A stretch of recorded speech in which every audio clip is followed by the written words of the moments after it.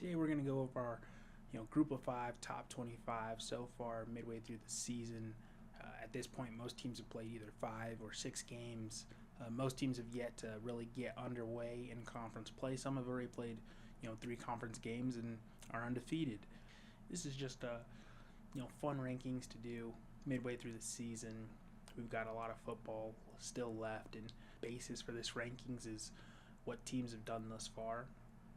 What's their record? Are they undefeated? Are they a one-loss team? Or, are they on the cusp of getting to a bowl game, getting to possibly competing for a playoff spot? Obviously, I look at head-to-head matchups against other teams in this top 25 ranking, as well as, what I'm projecting them to do the rest of the season. This is a ranking. We're projecting them to be top 25 right now. We're projecting them to, finish out the season top 25. So, looking at their schedule for the rest of the year, what kind of competition, what kind of winnable games do they have left is what we're going to be looking at. So those are the basis for this rankings right now. Right now it's a thunderstorm going on where I'm at, so bear with me. Let's get into it.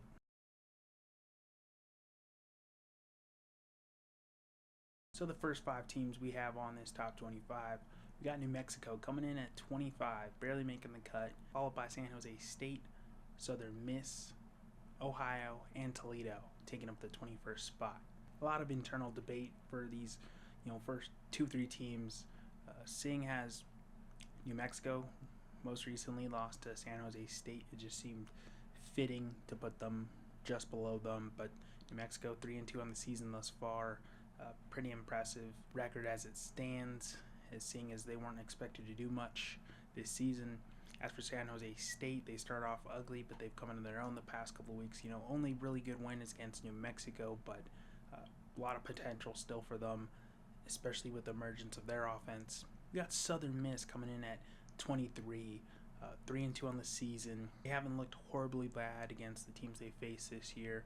A loss to Mississippi State, lost to LA Tech, a good win against App State, and a win against Jacksonville State, and they're 3-2 on the season, and they're looking pretty good in the Sun Belt right now. Also, looking at the rest of the games for the rest of the season, a lot of winnable games there, so they take up our 23rd spot. Ohio Bobcats, they come in this 3-3 on the season, but their losses are to some pretty good schools in Rutgers and Ohio State. They did lose to Ball State most recently, but good wins against Bowling Green, West Virginia. Just so far looking pretty good as they start conference play. Then we got Delaware, first year in the FBS, first year in the Sun Belt Conference. They're 3-2 thus far in the season. They got wins against Delaware State, wins against UConn and FIU. They, narrowly had Western Kentucky a week ago. Should have won that game. Western Kentucky came back and closed it out. They're 3-2 on the season. These first 5 teams, very interchangeable, but they are teams that, if they can keep up the momentum, they're all going to bowl games the rest of the season. I was at odds with New Mexico being below San Jose State, even though I think New Mexico has a better route the rest of the way. San Jose State being on this list and not Central Michigan, who beat San Jose State in week 1. But as it stands, I think San Jose State's sitting pretty good. I think New Mexico's sitting pretty good. Both teams can come out, top 5 in Mountain West. Delaware is sitting pretty good in Conference USA. If they can keep it up, Southern Miss can be one of the the top finishers in the Sun Belt. And you really have to have faith that Ohio will always compete in the MAC and that they're going to finish out this season strong and contend to be in the title game. That's our 21 through 25. We got New Mexico, San Jose State, Southern Miss, Ohio, and Delaware to finish it out.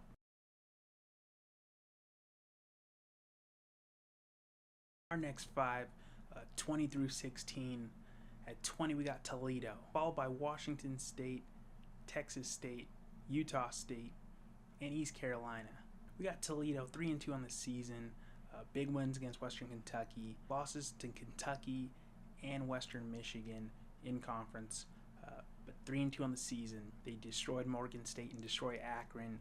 Right now they're sitting pretty good, plenty of potential going into the rest of the MAC conference schedule. Definitely some tough matchups left, but I could see them, very likely winning another 3-4 games in this season, getting to a bowl game. A little debate here about putting Washington State on this list.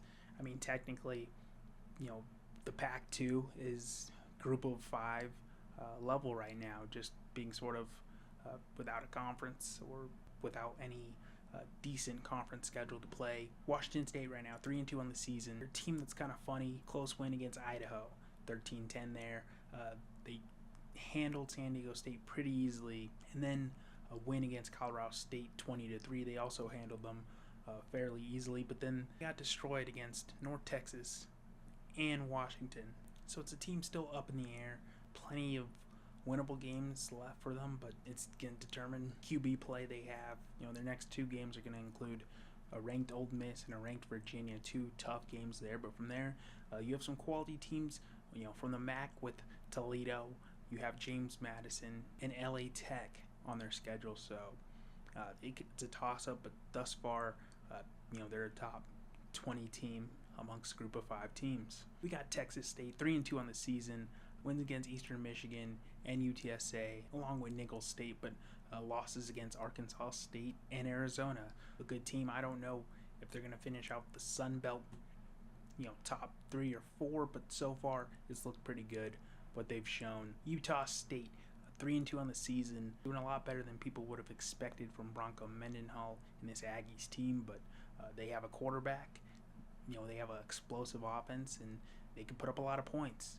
Their defense can be better, but so far they're looking good. Wins against UTEP, Air Force, and McNeese, which aren't all too impressive, but they score a lot, and that makes them entertaining. Losses against Vanderbilt and Texas A&M. Those were games they kept close for the first half, but soon got out of hand. They have a lot of winnable games left in conference play, but they also have some tough matchups coming up, and it's going to be determined if their quarterback is healthy and good to go the rest of the season. They're definitely a team to look out for. Finish out with East Carolina, 3-2 on the season. Losses against NC State and BYU. Wins against Campbell, Coastal Carolina, and Army. They're a team that can, I feel like can play spoilers in the American Conference. I could see them finishing out somewhere around 4th or 5th in the American League. Impressive start to the season. They have plenty of tough matchups left from the American Conference that's going to give them fits, but so far they're the 16th best team.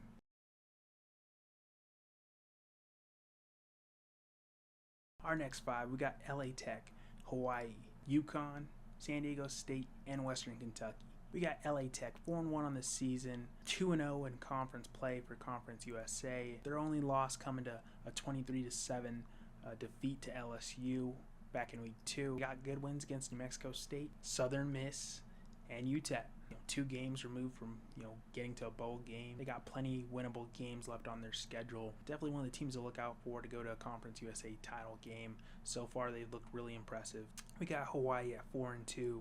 Losses against Arizona and Fresno State, but they have pretty good impressive wins against Stanford, Air Force, Sam Houston, and Portland State. This is a team I was high on going in the season. They have not disappointed. They got so many good games left in Mountain West that every game is going to feel like a don't miss type of game. They're an entertaining, high-scoring team. Definitely looking to finish top 3 or 4 in Mountain West play. We got UConn at 4-2 on the season.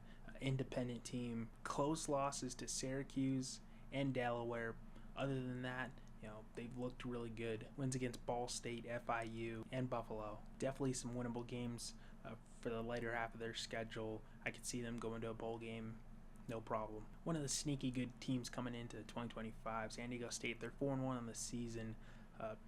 They've looked better and better each week. Their only loss coming to Washington State back in week 2. I would say right now they're that 3rd, maybe 4th, but probably 3rd team on the outside looking in at the Mountain West title game right now. We'll see. They do go up against some of those other top dogs. Really tough later half of the schedule for them, though, so we'll see where they go if they can keep up the momentum and challenge in the Mountain West. We finish out our next top 5 with Western Kentucky, 5-1 on the season, 3-0 in Conference USA play. They're going bowling. They're most likely going to a Conference USA title game. Their only loss coming to Toledo. They showed a lot of grit coming back and beating Delaware on the road. This is a team I don't see any other teams in the Conference USA really being able to match their energy offensively and defensive playmaking.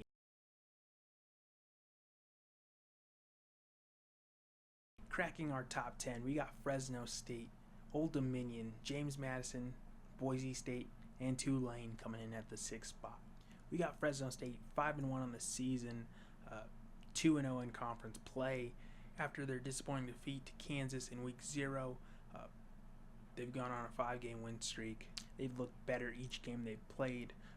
After a rocky start for E.J. Warner, he's really come into his own, and the offense has been thriving. Defense has come up big at times. Team that probably wasn't picked with chances of getting to a Mountain West title game, they're standing right there in a good spot. They do have some tough games coming up in conference play, but right now they're on the inside looking out, so the Bulldogs got to be happy with the position they're in right now. We got Old Dominion 4-1 on the season, 1-0 in conference play. Their only defeat coming to Indiana in week 1. They got wins against NC Central, Virginia Tech, Liberty, and Coastal Carolina. Their toughest matchup looks to be James Madison right now. Other than that, this is a team that can finish out on top of the Sun Belt at the moment. Just ahead of them, we have James Madison, 4-1 on the season, 2-0 in conference play. Their only loss coming to Louisville. Their closest win was against Georgia State, but they've handled Liberty, Georgia Southern, and Weber State with ease. Definitely the favorite team to win the Sun Belt at the moment. They'll have to watch out for teams like Texas State and Appalachian State going forward, but James Madison looks to be on their way to another successful season. We got Boise State at 3-2 on the season, lost to Notre Dame, which was expected, but a loss to South Florida early in the season, which was not really expected, and they find themselves on the outside looking in at the college football playoff at the moment.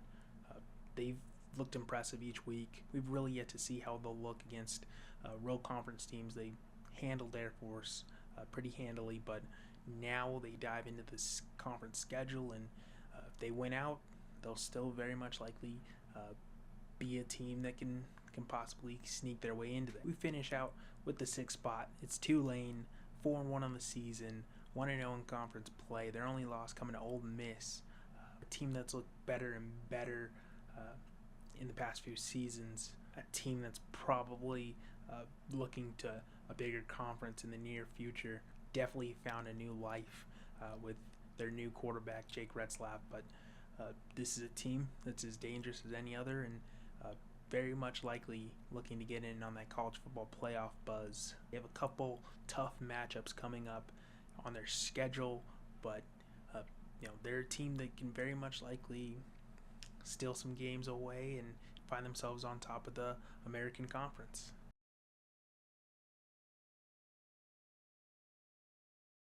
Rounding out our top 5, we got South Florida, we got Navy, we got North Texas, we got UNLV, and we got Memphis at the number 1 spot.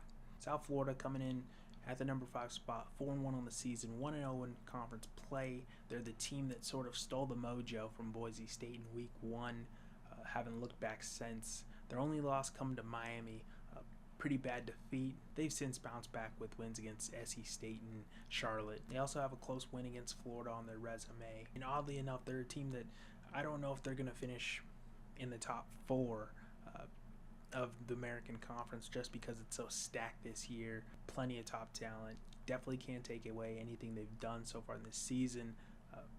Great start. Definitely a team that should be getting a good bowl game this season. We got Navy, undefeated, 5-0 on the season, 3-0 in conference play. So early in the season, it seems like they've already handled business. Good wins against Tulsa, Rice, and UAB from conference. Their biggest win coming against rival Air Force last week. Undefeated and rolling hot, which they're going to need it because Blake Horvath and that Navy midshipmen are going to take on some pretty good teams. At the moment, they're going to have 3 ranked teams they currently face back-to-back stretches. We got Notre Dame, South Florida, and Memphis on their schedule, so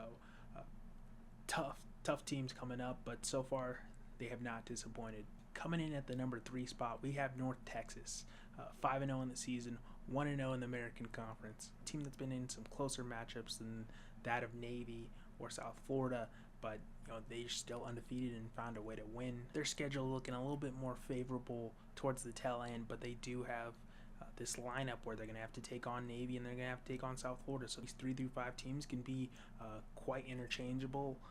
They're going to get losses against another, and one may rise up where the others have failed. We definitely see teams leapfrogging one another in the weeks to come. Probably going to get a lot of flack for this.